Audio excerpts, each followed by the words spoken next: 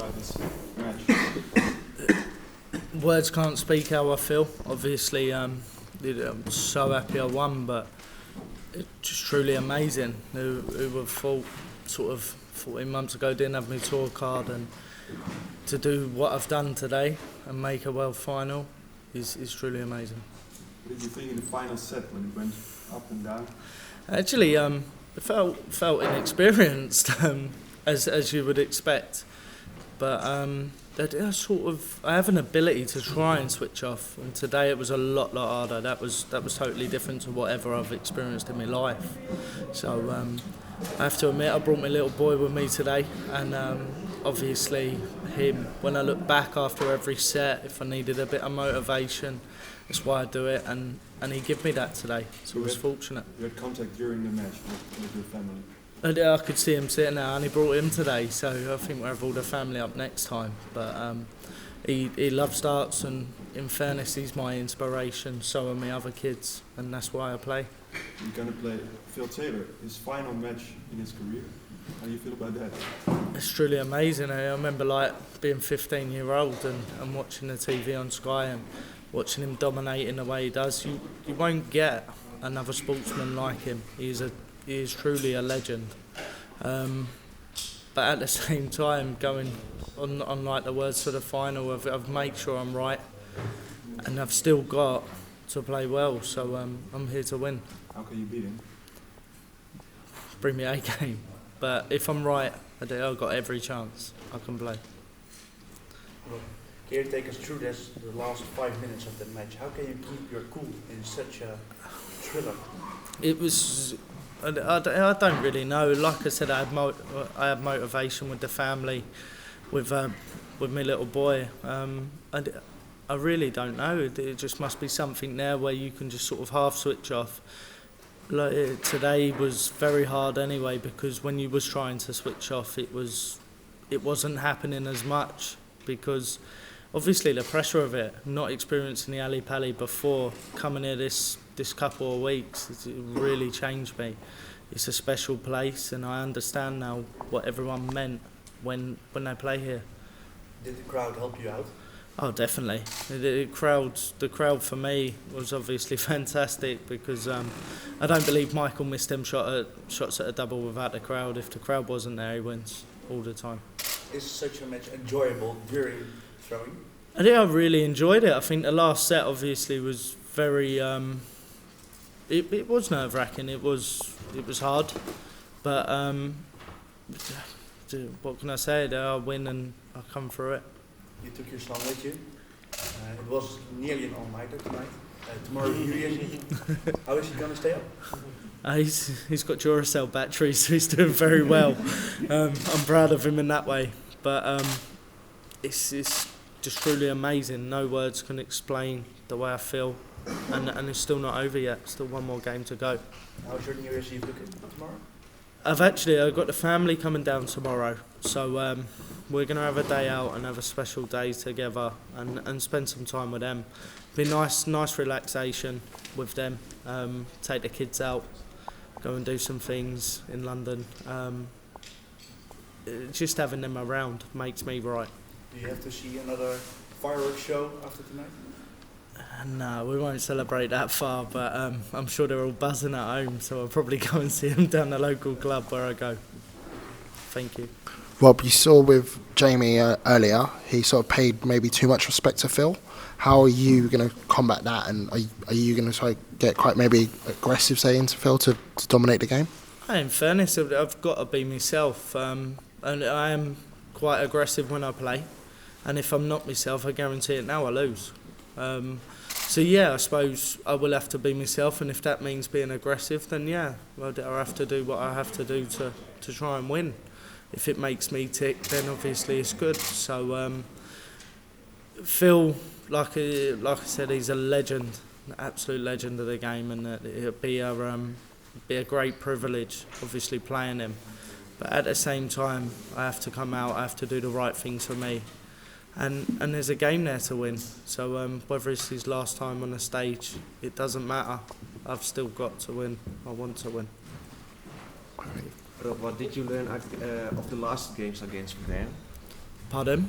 What did you learn of the last games against for Gerwen? Van Gerwen. Actually, In the European? yeah, the Europeans, the TVs. The thing what I believe is obviously Van Gerwen's at a level now, and whether he's at his peak or not, but he's got to be close to it. He's consistently good, and that's what makes him number one. With me coming in this year, I'm learning all the time. I'm getting better. I am getting better, and I still feel I've got 30% to give. So, if I carry on in the same vein, when that's ready to come out, hopefully I can do more damage than what I'm doing. Is the key to show no respect to Phil Taylor? Just treat him like any other opponent? In fairness, that I always respect my opponent. You have to, you play the game to be right for you at whatever you want to do. But I'd like to think I always respect my opponent. I won't be disrespectful to Phil. He's done a lot for the game, and without him, I don't think I'll be here today, and obviously everyone else. When Phil played his mentor, Eric Bristow, in 1990, he beat him 6-1, and he was ruthless, even though he had a lot of respect and worked with Bristow. Is that key for you to be ruthless, to be clinical? Yeah, I have to. It's your chance now, isn't it? Oh, definitely.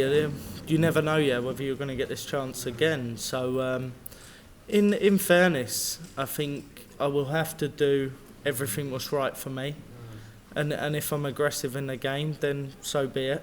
It's not meant personally, but it's right for me. And at the same time, he's got to play his game. So it goes for both players really.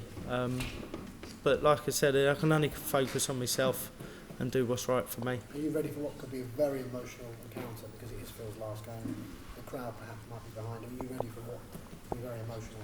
Yeah, I definitely believe so. I'm very mentally strong. But obviously, I don't try and get sucked in to too much. I try and sit on the fence and just stay away. It's going to be hard in that game. I'm not going to say it's not, and the crowd will probably be against me. At the same time, it doesn't matter. It's I'm here to do a job, and I need to do it. That's just that. You were 125 to 1 at the start of the year. Has anyone in your family put money on you to win the world title?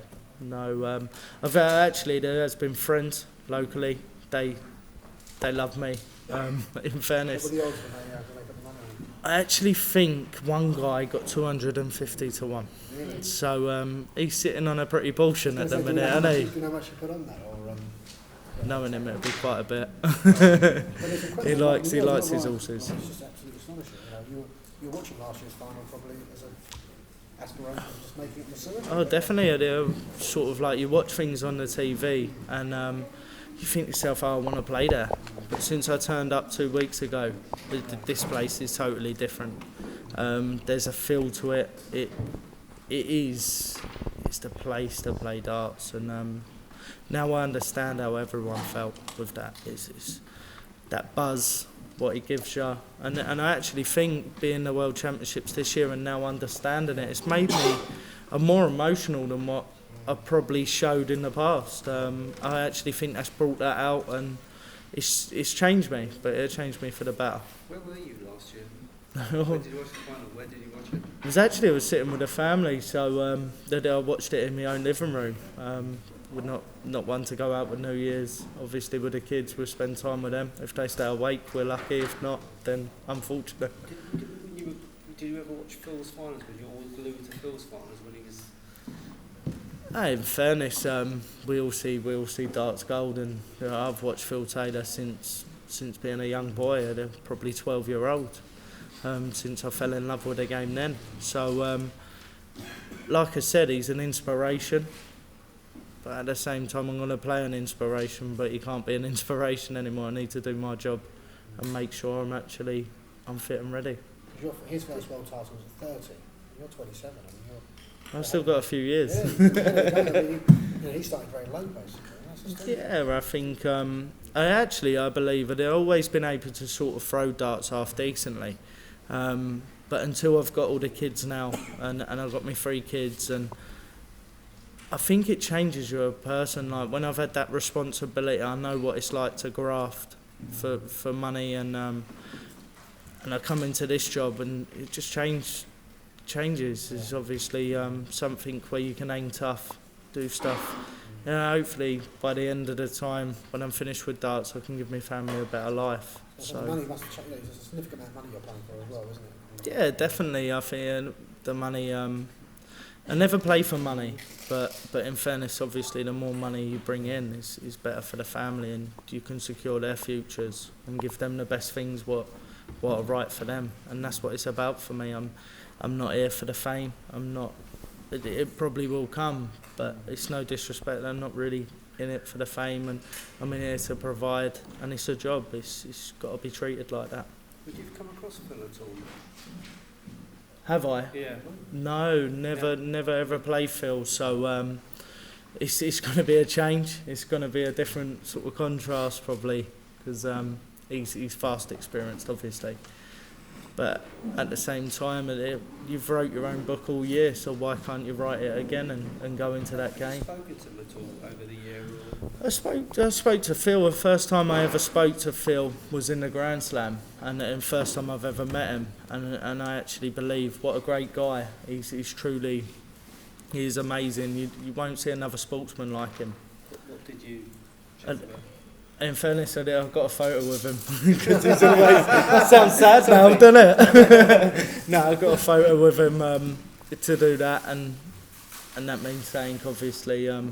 He did say to me, I know, he said to me, and you final in the Wells, and just shows you how much he's like Mystic Meg. You must just know. Is that a selfie?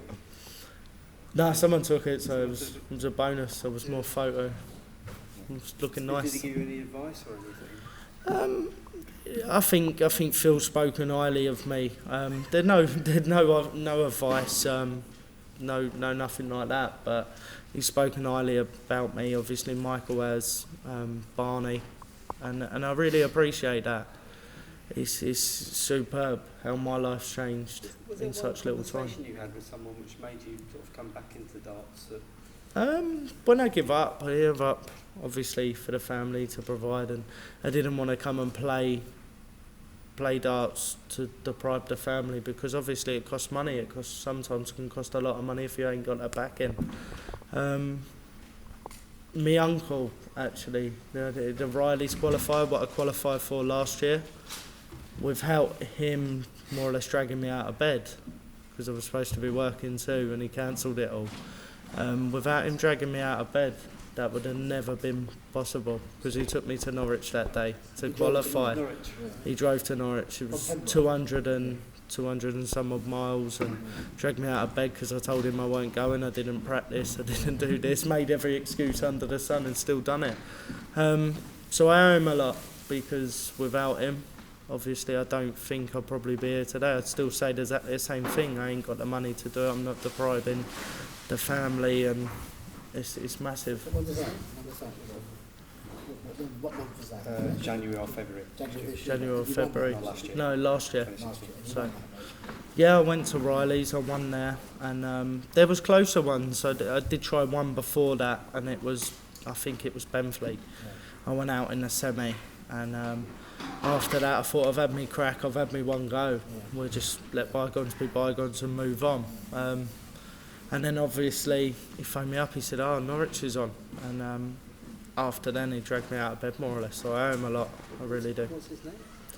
Robert. It's coincidence, isn't it? Robert Abbott. He's brilliant, absolute brilliant.